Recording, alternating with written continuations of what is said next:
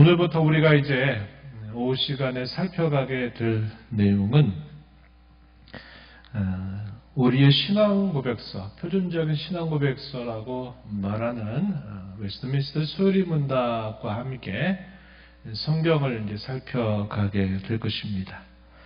성경만 보면 안 돼요. 성경만 보면 안 되고 성경과 함께 앞선 신앙의 선배들이 그 성경을 통해서 잘 정리해 준 내비게이션과 같은 그런 안내를 받으면서 우리가 성경을 볼 때 그 성경이 잘 이해가 되고 그게 우리의 신앙과 삶의 좋은 규칙이 됨을 깨닫게 될 겁니다.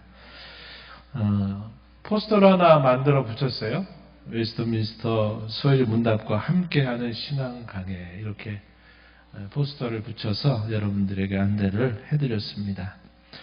지난 횟수를 따졌을 때 지난 1년이 넘는 시간 동안 우리가 쭉 오후 시간을 살펴봤던 내용들은 하이델베르크 요리문답의 내용이었습니다. 지난 여러 주 전에 이게 무엇인가 여러분들에게 마지막 시간에 소개하는 시간들을 가졌습니다. 위로라고 하는 주제, 유일한 위로, 진정한 위로라고 하는 성경의 중요한 주제를 가지고서 우리가 세 가지 중요한 내용들을 쭉 살펴봤습니다. 죄와 비참이 무엇인가 하는 것과 우리가 어떻게 구원을 받게 되는 것인가, 그리고 구원받은 자가 살아가는 삶이 감사로 드려지는 삶이다 하는 내용들을 살펴봤습니다. 이 내용들은 우리가 복음을 이해하는 데 있어서도 아주 좋은 순서를 제공해 준다 우리가 살펴봤어요.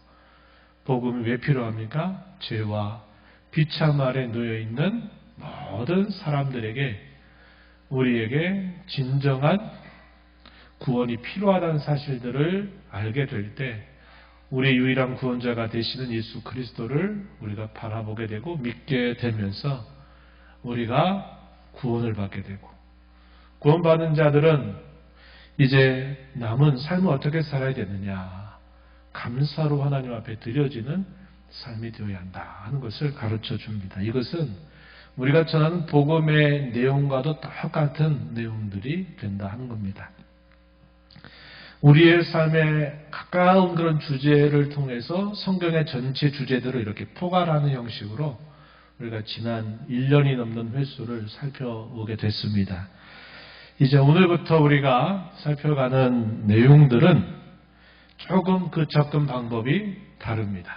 이제 오늘하고 한두 차례 정도 살펴보는 내용은 우리 인생, 아까 오전 시간에 나눴는데 태어나면서부터 죽음에 이르게 되는 우리가 살아가는 모든 삶 전체를 인생이라고 봤을 때 이 인생의 목적이 무엇인가?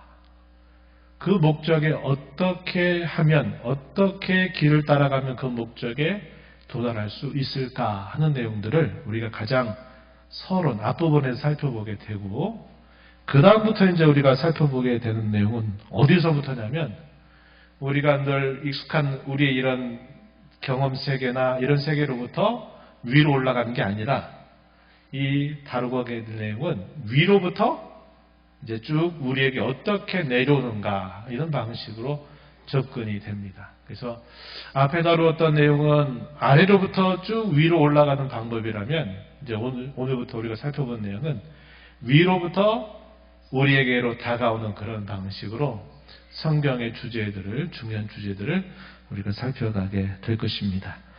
인내를 갖고 또 여러분들이 교환들을 나눠 드리니까 또 메모도 하시면서 또 이해가 안 되면 물어도 보시고 또 이해가 안 됐다 그래서 너무 머리 싸매지 마시고 이해가 안 되면 넘어가셔도 됩니다. 그래서 이렇게 우리 신앙이 말씀과 함께 단단하게 쓰워지게 되는 좋은 열매가 있기를 기대하면서 함께 시작을 해보겠습니다.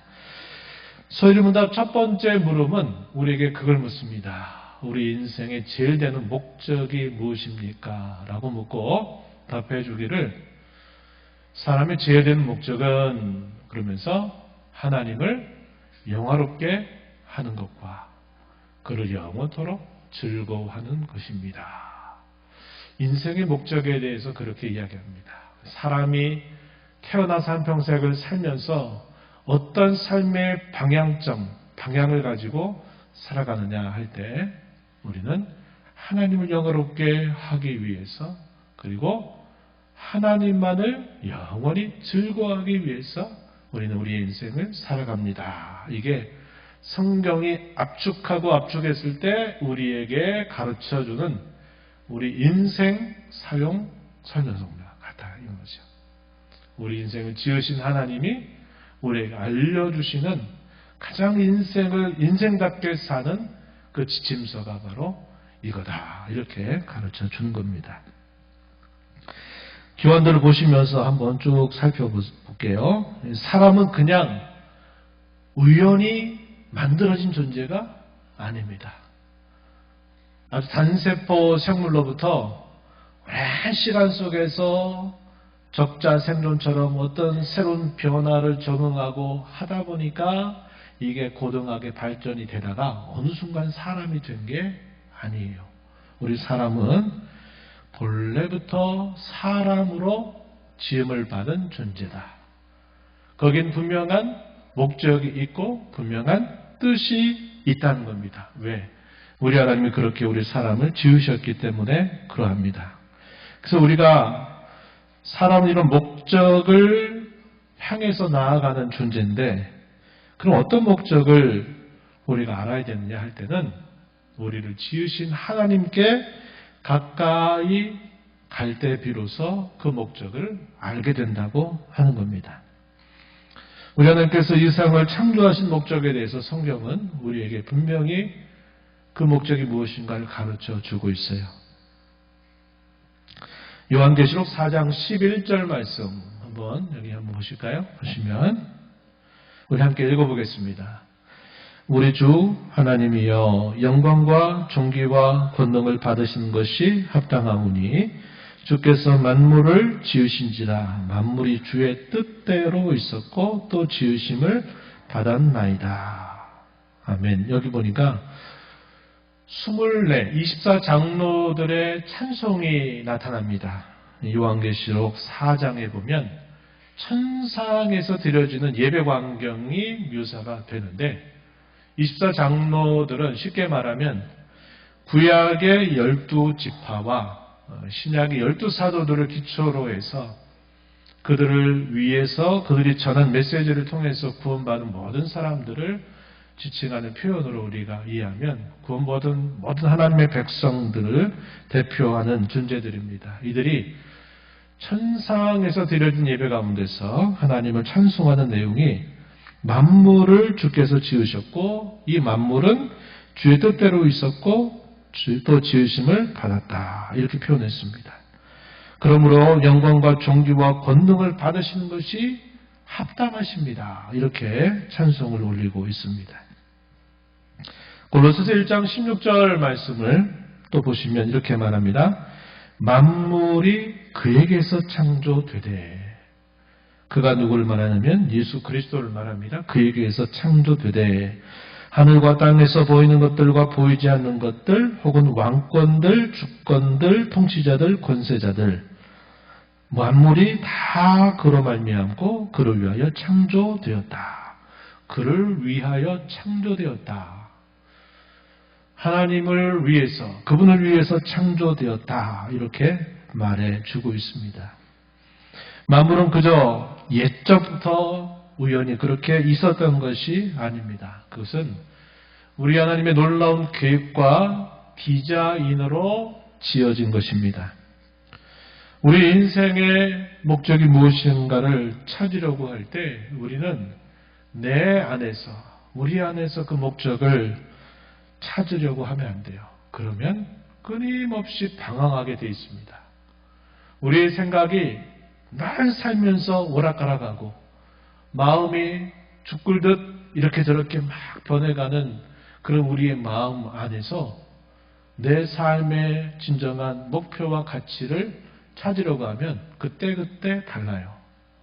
어쩔 땐 돈이 최고다 생각하다가 어쩔 때는 그래도 건강이 최고지, 또 어쩔 때는 그래도 아무 문제 없이 행복하면 최고지.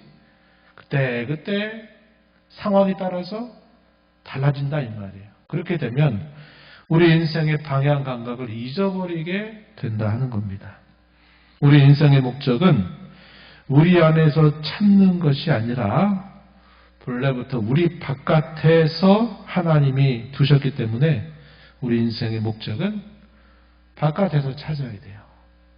가장 확실하게 우리는 우리를 지으신 그 하나님으로부터 우리 인생의 목적을 찾아야 한다 하는 것입니다. 우리가 전도서의 메시지를 한번 떠올려 보면요. 전도서는 솔로몬이 인생 가운데 그가 누렸던 수많은 영화, 그가 가졌던 지혜, 이런 부분들을 그가 마음껏 표현하는 내용들이 소개가 됩니다. 그런데 그가 결국 그 인생에서 그가 할 수 있었던 모든 것들, 그것을 다 이야기하면서 그가 호소하는 내용이 뭡니까? 하나님을 경외하는 것이 우리 인생의 본분이다. 우리의 창조자를 기억하는 것이 곧 우리의 본분이다 하는 사실을 가르쳐줘요. 뭐를 통해서? 그가 해본 모든 경험들을 다 말하면서 지혜를 가지고 많은 지식을 논하고 동물과 식물과 자연세계에 있는 것들을 논하고 그가 가지고 있는 또 부귀와 또 사업의 어떤 수완 능력들을 다 활용해서 많은 소유를 가져보기도 하고 사람들이 소위 즐겁다 말하는 쾌락도 해볼 수 있는 만큼 다 해보고 그러나 거기에 인생의 목적이 없음을 그는 말해주면서 우리 인생의 목적은 우리를 지으신 창조주 하나님을 기억하고 그분을 경외하는 것이 우리 인생의 본분이다. 이렇게 가르쳐주고 있는 겁니다. 이렇게 말하면 이제 우리 사람들은 아이 나도 해보고 말할 거야. 이렇게 또 사람도 생각하죠. 나도 좀 경험 좀 해보고 말해보고 싶어. 근데 우리가 그가 경험했던 걸 한꺼번에 경험할 수 없거든요. 돈을 얼마나 벌면 이 정도면 됐다라고 말할 것이고 우리가 뭔가 즐거움을 누린다 그러면 어느 정도의 즐거움을 누리면 이 정도면 최고의 즐거움이다 말할 수 있는 게 있겠습니까? 없어요. 끝이 없는 것입니다. 그래서 우리는 앞서 그런 경험을 해봤던 사람이 해주는 말을 다 귀담아 듣고 영감된 이 말씀으로 받아서 우리 인생은 그렇게 사는 게 아니구나 하는 것을 우리가 인정하고 우리에게 제시하는 그 길을 받아들이는 것이 가장 우리의 인생을 허비하지 않는 가치 있는 삶을 살아가는 것이 되는 겁니다. 많이 들어보셨던 어거스틴이라고 하는 유명한 교부가 있습니다. 이 어거스틴이라는 사람은 젊은 날 아주 방탕하게 살았던 사람이에요. 어머니의 간절한 기도가 또 있었다 우리가 알고 있는 인물이죠. 그가 나중에 죽게로 돌아와서 그가 참회록이라고 하는 혹은 고백록이라고 하는 유명한 글을 쓰게 됩니다. 그가 거기서 했던 아주 유명한 말이 이런 말이에요. 한번 들어보세요. 오 하나님, 당신께서는 당신을 위하여 우리를 지으셨습니다. 그러므로 우리 영혼은 당신 안에서 참되게 안식하기 전까지는 진정으로 안식할 수 없습니다. 우리 인생은 오직 우리를 지으신 하나님 안에 있을 때만 진정한 안식을 얻는 존재임을 그가 많은 경험을 해보고 나서 깨닫고서 그가 고백하고 있는 내용인데 이 내용은 대단히 유명한 내용이 되고 있다는 겁니다. 안식을 언제 합니까? 우리는 하루에 아침부터 저녁까지 수고를 잊기 위해서 안식을 잠시 하죠. 그게 잠이라고 하는 겁니다. 잠을 통해서 쉬었다가 또 힘을 얻어서 다음날 또 일어나서 또 다음날 주어지는 일과를 하는 거예요.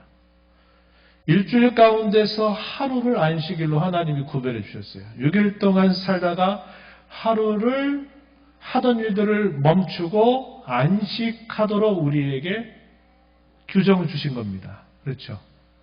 구약의 역사를 보니까 또 6년 동안 땅을 경작했다가 7년째 되면 그 땅을 쉬게 하라고 해서 안식년 제도를 말하고 이 안식년 제도를 7번 반복해서 제 50년째가 되면 또 희년에서 해방의 날, 자유를 선포하는 날이 되도록 하나님이 이렇게 하신 거죠. 이렇게 하루에 잠을 취하는 시간, 일주일에 하루를 구별해서 우리가 하던 일들을 멈추는 것, 또 구약의 성도들은 7년째 되는데 또 쉬게 하고 하는 이런 모든 것들은 우리에게 참되고 영원한 안식을 우리에게 미리 맛보게 하고 그 안식을 우리에게 소망하게 해주시려고 하나님이 주신 여러 규례들입니다. 진정한 안식은 언제 합니까? 여러분들이 만약에 하루의 일과를 막 해가지고 그 일과가 완벽하게 끝나서 더 이상 내가 손댈 것이 없다 그럴 때 여러분 어떤 마음이 들어요? 다 끝났다. 이제는 좀 쉬고 싶다. 이렇게 말하죠. 언제요? 내가 해야 할 일들을 다 하나도 남김없이 마무리가 됐을 때 쉬는 거예요. 그러니까 안식한다는 얘기는 뭐냐면 모든 일이 완성된다는 것을 전제하는 거예요. 완성되지 않고 내 할 일이 계속 쌓여 있어요. 그러면은 우리 마음은 안식을 못 누려요. 잠깐 쉬었다가 또 그 남아있는 일을 또 해야 돼요. 또 힘들면 잠깐 쉬었다가 또 남아있는 일을 또 해야 됩니다. 왜? 내가 해야 할 일이 다 마무리가 안 됐거든요.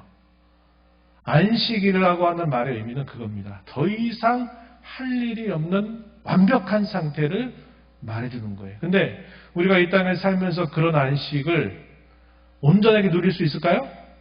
없어요. 근데 하나님 우리에게 안식이라고 하는 게 이런 거야 하는 걸 가르쳐 주시도록 우리에게 가까이에서 규정들을 준 겁니다. 잠이라고 하는 것, 또 주일을 구별하신 것, 이런 것들은 우리에게 아직 완벽한 안식은 아니지만 우리에게 이 안식이라는 게 이런 거다. 그리고 우리에게 남아있는 참되고 영원한 안식을 바라보고 소망하게 하시려고 우리에게 주신 거다 하는 겁니다. 우리 사람이 하나님 안에 들어가기 전까지 안식할 수 없다라는 말의 의미도 그런 의미예요. 그 어떤 것으로 채워질 수 없는 것은 오직 하나님 안에서만 그 모든 것이 채워질 수 있다 하는 것을 우리에게 가르쳐 주는 겁니다. 어거스틴이 여기서 말하는 내가 오직 하나님 안에 와서 하나님의 품에 안겼어야 비로소 내가 안식을 얻었습니다 라는 고백의 의미는 바로 그런 걸 말하는 것입니다. 우리를 지으신 하나님 안에 진정으로 들어와 있을 때만 우리의 영혼이 진정한 안식을 얻을 수 있다. 이렇게 가르쳐 주는 겁니다. 태어난 여러분 중에 여러분이 나는 태어나야지 해가지고 태어난 사람이 있습니까? 아무도 없어요. 그죠? 태어나서 보니까 내가 이렇게 태어났구나 하는 것을 알게 되죠. 누구에게 그 이야기를 가장 먼저 들어요? 부모님에게. 내가 어떻게 해서 태어났고 하는 어떤 태어남과 관계된 이야기 이 모든 것들은 어머니나 아버지를 통해서 내가 듣고 아는 거예요. 증명해 보세요. 그거 어떻게 증명합니까? 증명되는 일이 아니잖아요. 내가 봤어요? 아니잖아요. 그죠? 우리 사람이 인생을 시작하면서 그 인생에 대한 모든 것들은 사실 부모님에게서 듣고서 아는 것입니다. 내 성이 뭐고 내 이름이 뭐고 내가 태어난 곳은 어디며 등등 이 모든 것들은 부모로부터 다 소개를 받고서 아는 것입니다. 그리고 내가 태어난 그 상황을 받아들여야만 돼요. 받아들이는 겁니다. 뭐 금수저, 흙수저에 대한 이야기들이 있지만 내가 태어나서 보니까 이런 상황이었다. 그것을 내가 부정할 수는 없어요. 그건 인정하고 받아들이게 되는 것입니다. 그래서 우리는 그러한 주어진 상황 속에서 태어나서 자라가게 되는 겁니다. 인생을 살아가면서 우리 인생에 꼭 필요한 것들이 무엇인가를 우리는 본능적으로 경험적으로 이것을 알게 됩니다. 그것이 뭐냐면 생존 욕구죠. 다르게 말하면 의식주 문제입니다. 의식주 문제. 배고픔이 무엇인가를 경험하게 되니까 배고프면 안 되니까 먹어야 됩니다. 부끄러움과 수치가 무엇인가를 이제 커가면서 눈이 뜨이면서 이제 무엇인가를 입어야 돼요. 우리에게 쉼이 필요하고 뭔가 안전한 안전처가 필요하다는 것을 우리가 알게 되면서 좀 안전하게 머물 수 있는 곳이 있어야 되겠다. 또 이런 생각을 하는 겁니다. 이런 문제들이 해결이 안 되면 우리는 본능적으로 그런 문제를 해결하기 위해서 애를 쓰고 노력하게 되는 것이죠. 그래서 이것은 우리의 삶의 아주 중요한 목표가 되기도 하는 겁니다. 그 목표가 좀 채워지게 되면 그럼 그것으로 모든 게 다 끝나는가? 그게 또 그렇지 않아요. 소위 삶의 질이라고 하는 이 말이 많이 이렇게 회자될 때가 있었어요. 삶의 질. 먹으면 다냐? 먹어도 진짜 제대로 먹고 그 먹음 속에서 내가 기쁨을 얻고 누릴 수 있어야 되지 않냐? 내가 입으면 다냐? 그저 누더기 하나로 걸치면 다냐? 그게 아니라 뭔가 마음에 들고 품이 있는 어떤 내게 행복과 기쁨을 가져다 주는 그런 차림새를 내가 가져야 되겠다 생각하는 거죠. 내가 사는 집도 그냥 내가 누워 잘 곳만 있으면 된다 이렇게 만족하지 못하고 내가 누워 자는 곳이 내게 뭔가 마음을 주고 기쁨을 주는 뭔가가 필요하다 그래서 그거에 대해서 뭔가 욕구를 계속 키워가는 거예요. 그러면서 삶의 질을 추구하기도 한 것입니다. 근데 이것이 끝이 있을까요? 끝이 없다 이 말이에요. 끝이 없는 이야기가 된다는 겁니다. 우리가 인생으로 태어나서 내가 이런 상황이고 살려고 하다 보니까 이런 것들이 필요하고 그게 목표가 되고 목표가 되면 거기에서 어느 정도 되면 만족하고 끝나는 게 아니라 거기에다가 내 삶의 질을 담아내기 위해서 더 많은 것들을 내가 항상 가져야 되겠다는 생각을 갖고 살다 보면 우리 인생의 목적이 다 거기에 있는 줄로 우리가 여기며 살아가게 된다 하는 겁니다. 그러다 보면 이렇게 말하는 거예요. 사니까 사는 거지 뭐. 남들 다 그렇게 하니까 나도 그렇게 하는 거지 뭐. 이렇게 우리가 생각하기 쉬운 거예요. 근데 하나님께서 우리에게 뭐라고 말씀하시느냐? 그게 우리 인생의 진정한 목표가 아니라고 가르쳐 주고 있는 겁니다. 그래서 이거 꼭 기억하셔야 돼요. 제가 가끔 그런 말 드리죠. 한평생 살아온 인생을 돌아보니까 지평수 늘리기 위해서 살아왔다 하는 말을 제가 웃으면서 표현한 말이 있었어요. 몇 번 그런 적이 있었어요.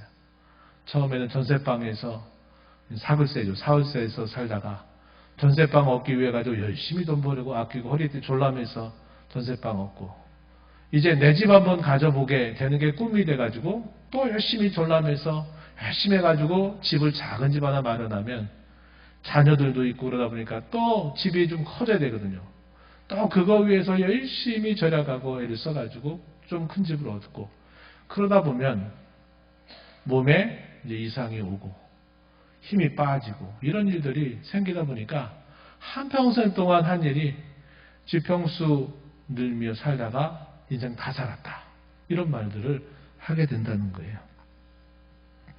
우리 주님은 저와 여러분에게 그렇게 살지 말라고 하십니다. 그 끝이 없는 그런 일에 너희도 함께 거기에 묻혀 살지 말라고 우리에게 말씀하시는 거예요. 그래서 우리에게 하나님께서 해주시는 중요한 지침은 너희는 먹을 것, 마실 것, 입을 것 염려하고 구하고 사는 인생이 아니라 너희는 무엇보다도 하나님의 나라와 그의 의를 구하며 살아야 된다 가르쳐 주십니다. 우리 잘 아는 마태복음 6장 33절에 있는 말씀이 되죠. 우리의 삶에 복잡하게 일어나는 수많은 일과 사건들 앞에서 때로 우리가 그 방향을 잊어버리게 될 때가 참 많습니다. 그럴 때 우리가 우리의 삶을 잘 살아가는 좋은 방법이 있어요. 그게 뭐냐면 가장 중요하고 가장 우선적인 일부터 먼저 하는 겁니다. 급한 일부터 하지 말라고 그래요. 근데 우리는 되게 우리가 어떤 일들을 할 때 이게 급하니까 급한 일부터 빨리 해결된다 생각하고 어떤 일들을 하다 보면 이 급한 일이 끝나면 이제 다음부터는 아무런 일이 안 생기는 게 아니라 또 다급한 일이 생겨요. 그러면 계속 급한 일에 쫓겨서 우리의 삶이 그저 그거에 그냥 매몰돼서 따라가기 바쁜 삶을 살게 되는 겁니다. 근데 우리 주님은 우리에게 뭐라고 말씀하시냐면 급한 일 먼저 하지 말고 우선적이고 중요한 일 먼저 하라고 우리에게 가르쳐 주고 있다 하는 겁니다. 그래서 여러분 삶 속에 가장 우선적이고 가장 중요한 게 뭐겠어요? 우리에게 주께서 알게 하신 가장 우선적이고 가장 중요한 일들을 가장 앞부분에 두고 그걸 항상 먼저 시작하고 그걸 먼저 하는 삶의 태도를 우리가 가져야 합니다. 그렇지 않으면요. 급한 건 항상 내 앞에 있고 중요한 건 항상 저 뒤에 있어요. 급한 일부터 하고 난 다음에 나중에 하지 하다 보면 중요한 일을 할 때를 다 계속 놓쳐버리는 거예요. 그래서 우리의 시간을 사용하는 방법은 급한 일에 쫓기는 게 아니고 우선적이고 중요하고 가장 가치 있게 여기는 것을 먼저 하려고 우리의 삶을 배정하는 것이 중요하다 하는 겁니다. 이제 하나님을 영화롭게 하는 거냐, 그게 무엇이냐 하는 것에 대해서 잠시 좀 생각을 해보면 하나님을 영화롭게 한다. 표현이 좀 어렵습니다. 이걸 쉽게 바꾸면 이런 말이에요. 하나님께 영광을 돌린다. 또 더 쉽게 이야기하면 하나님을 기쁘시게 해드린다. 이렇게 여러분이 이해하셔도 된다는 겁니다. 영화롭게 한다. 표현이 조금은 어려워요. 하나님께 영광을 돌린다. 하나님을 기쁘시게 한다. 이렇게 여러분들이 이해하시면 좀 더 잘 이해가 될 겁니다. 그러면 하나님께 영광을 돌린다 그럴 때요. 우리 어떤 생각을 하냐면 우리 사람이 생각하는 것과 똑같아요. 우리 사람이 완전하지 못하고 온전하지 못하잖아요. 그러니까 부족한 것을 내가 대신 뭔가를 채워주게 되면 그 도움을 받아서 내가 전보다 더 좋은 모습으로 발전되게 돼 있어요. 그런데 우리 하나님은 결국 그런 분이 아니라는 거예요. 우리가 하나님이 완전하다라고 말할 때는요. 하나님이 우리 사람처럼 내가 온전하지 못하니까 내 부족한 부분을 내 자식이, 내 부족한 부분을 내 이웃이, 또 내 부족한 부분을 곁에 있는 성도가 나를 도와줘서 더 온전해진다면 발전이 있는 거지만 하나님은 그분의 영광에 있어서 그분의 능력에 있어서 그분의 모든 성품에 있어서 발전되는 건 없어요. 왜? 처음부터 완전하시기 때문에. 그래서 우리가 하나님께 영광을 돌린다 그럴 때 하나님의 영광의 어떤 부분을 내가 보태줘가지고 하나님의 영광이 더 발전되고 커지는 것이 결코 아니다는 거예요. 하나님 그분의 영광에 있어서 더해지거나 빼지거나 하는 것이 없어요. 이게 하나님의 성품에 있어서 아주 중요한 원리입니다. 내가 하나님께 뭔가를 해가지고 하나님이 더 발전되고 그런 방식으로 우리가 이해하면 안 된다 하는 겁니다. 하나님은 본성상 그분의 영광이 충만하신 분이시기 때문에 우리가 무엇인가를 해가지고 그분의 영광을 더 크게 하는 것은 결코 아닌 것입니다. 그렇다면 우리가 하나님께 영광을 돌린다는 말은 무슨 말이냐면 그분이 우리에게 주신 것을 그분이 해주셨다고 그분께로 인정하고 돌려드리는 것을 뜻하는 말이에요. 달 자체는 발광체가 아니죠. 태양은 발광체입니다. 태양은 빛을 내지만 달은 스스로 빛을 내는 게 아니에요. 어떻게 합니까? 태양빛을 받아서 그것을 비춰주는 거예요. 그러니까 달빛이 있는 거죠. 마찬가지입니다. 우리가 하나님께 영광을 돌린다 할 때는 우리가 마치 어떤 영광을 더 덧붙여주는 그런 방식이 아니고 하나님께서 우리에게 주신 그분의 영광, 그분의 은택을, 그분의 은혜를 하나님이 주셨다고 온전히 돌려드리는 겁니다. 그리고 그 모든 공을 하나님께로 돌려드리는 것을 두고 하나님께 영광을 돌린다. 이렇게 표현하는 말이 되는 겁니다. 우리가 잘 아는 고린도서 10장 31절 말씀에 보면 먹든지 마시든지 무엇을 하든지 다 하나님의 영광을 위하여 하라. 우리에게 이렇게 가르쳐주고 오늘 우리가 읽었던 말씀 고린도서 6장 19절과 20절 말씀에 너희는 너희 자신의 것이 아니다. 값으로 산 것이 되었다. 그러므로 너희는 너희 몸으로 하나님께 영광을 돌려라. 우리에게 요구하고 있습니다. 오전에 속량한다라는 말의 의미가 이와 비슷한 의미예요. 값을 지불하고 사낸다. 하나님이 저와 여러분을 사탄의 권세 아래에서 주의 종로를 했던 저와 여러분을 그리스도의 대속의 공로로 사서 그의 것으로 삼아주셨다고 말하죠. 그러하게 우리는 우리의 몸으로 하는 것은 육체만을 말하는 게 아니라 우리의 전인, 우리의 모든 것으로 하나님께 영광을 돌려라 이렇게 가르쳐주고 있다 하는 겁니다. 하나님의 영광의 의미에 대해서는 여러분 받으신 교환의 설명대로 하나님 편에서는 영광이 더해지거나 빼지는 게 결코 없어요. 이 영광이라고 말할 때는 하나님이 하나님의 되심을 나타내는 그런 중요한 표현이 되는 겁니다. 이것이 없이는 하나님이 아니다라고 말할 만큼 하나님의 영광은 하나님 되심의 광채다. 이렇게 정리할 수 있겠어요. 하나님 이런 영광을 다른 어떤 존재에게 빼앗기지 않는 분이십니다. 이사야서 48장 11절 말씀 끝부분에 보니까 내 영광을 다른 자에게 주지 아니하리라 이렇게 말합니다. 그럼 우리 사람 편에서는 이게 뭘 말하느냐? 조금 전 설명드렸던 것처럼 모든 선하고 좋은 것들을 오직 하나님께로 돌려드리는 것을 우리가 하나님께 영광을 돌린다 이렇게 표현하는 것입니다. 로마서 11장 36절 말씀에 보면은 만물이 주에게서 나오고 주로 말미암고 주에게로 돌아간다 이렇게 말합니다. 만물 모든 것입니다. 말 그대로 문자 그대로 모든 것들이 주님에게서 나온다. 이 말은 그 시작과 근원이 주님으로부터 시작됐다는 겁니다.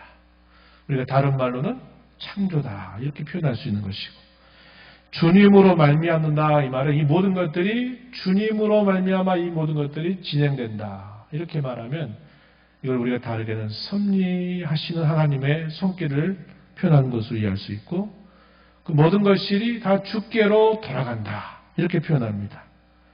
그러므로 오직 그분에게만 영광이 세세에 있을지어다. 아멘. 이게 로마서 11장 마지막 절에 표현되고 있는 영광송에 해당되는 내용이 된다 하는 겁니다. 그래서 하나님께로 돌려드리는 것이다 하는 거예요. 그럼 우리가 하나님께 영광을 돌린다 할 때 우리가 하나님 영광 돌린다 그러면 우리가 쉽게 오해하는 게 하나 있어요. 그걸 어떻게 생각하느냐? 내가 뭔가 큰 일을 한 건 했을 때 내가 스포츠를 했는데 스포츠에서 메달을 땄을 때 아니면 다른 사람이 나를 이렇게 우러러보는 어떤 순간이 됐을 때 그때 이 모든 걸 다 하나님이 해주셨죠. 이렇게 말하면 하나님께 영광을 돌리는 것이다. 이렇게 우리가 생각을 많이 해요. 근데 그 자리는 아무나 갈 수 있는 자리가 아니잖아요. 그죠? 스포츠를 하는 사람은 거기에서 손가락 안에 최소한 들어와야 돼요. 금메달, 은메달, 동메달. 그렇죠? 다른 경우에 있어서도 아주 소수에만 해당되는 일이에요. 그래서 우리가 하나님께 영광을 돌린다는 것은 꼭 결과적으로 내가 어떤 높은 지위나 높은 어떤 특별한 큰 일을 했을 때 하나님께 영광을 돌린다. 물론 그때 그렇게 하는 것도 필요하고 좋은 일이죠. 그러나 꼭 생각해야 될 것은 뭐냐면 내가 살아가는 삶의 과정, 하루하루의 과정 속에서 늘 내가 오늘도 주님이 주시는 생명으로 내가 삽니다. 오늘도 주님이 주시는 은혜를 힘입어서 내가 이렇게 오늘도 일할 수 있습니다. 내가 이렇게 숨을 쉬고 호흡하고 움직이는 것도 주께서 주신 은혜로 되는 겁니다. 주님 감사합니다. 이것도 하나님께 영광 돌리는 삶이에요. 이런 거는 별것 아닌 것처럼 여기고 꼭 뭔가 큰 일이 있을 때 내가 하나님께 영광을 돌린다고. 영화 배우가 아니면 어떤 배우들이 시상식에 가서 그렇게 해야만 하나님 영광 받으시는 게 아니라 우리가 매일매일 삶의 작은 부분에서 구체적으로 하나님께 모든 것을 돌려드리는 자세를 갖는 것이 하나님께 영광을 돌리는 삶이다. 여러분들 이렇게 생각하셔야 돼요. 그래서 몇몇 사람만이 그럴 수 있는 게 아니라 모든 구원받은 하나님의 사람들이 어린아이로부터 노년에 이르는 모든 이들이 항상 하나님께 영광을 돌리며 살 수 있는 것이고 또 그렇게 살아야 된다 하는 것입니다. 그리고 교회와 세상을 분리하지 말아야 돼요. 교회는 거룩하고 세상은 속된 것이다. 이런 식의 분리된 생각을 하지 말아야 합니다. 내가 예배당에 있거나 가정에 있거나 일터에 있거나 어디든지 나는 하나님 앞에 서 있다라는 생각을 가지고 그 모든 것들에게 늘 하나님 앞에 감사하고 도움을 구하고 의지하고 하는 삶을 살아가는 것이 하나님께 영광을 돌리는 삶이다 하는 겁니다. 오늘은 여기까지 좀 살펴보도록 할게요. 오늘 여러분들 주일 오전에 함께 나눴던 말씀과 더불어 오후에 우리가 이 말씀을 나누면서 우리 인생의 목적이 뭔가?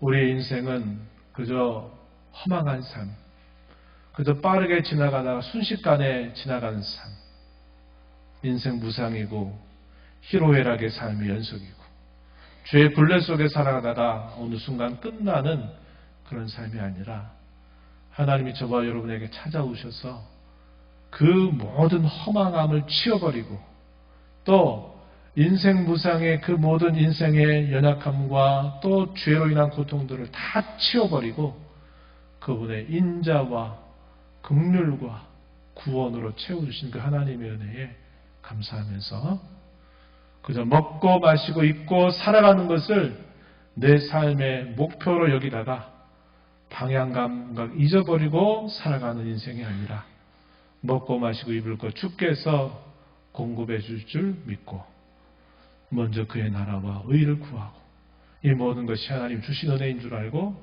날마다 그분께 돌려드리는 그런 삶을 가정에서나 일터에서나 교회당에서나 어디서든지 그렇게 살아가기를 다짐하고 힘써 살아가는 저와 여러분 되기를 진심으로 축원합니다.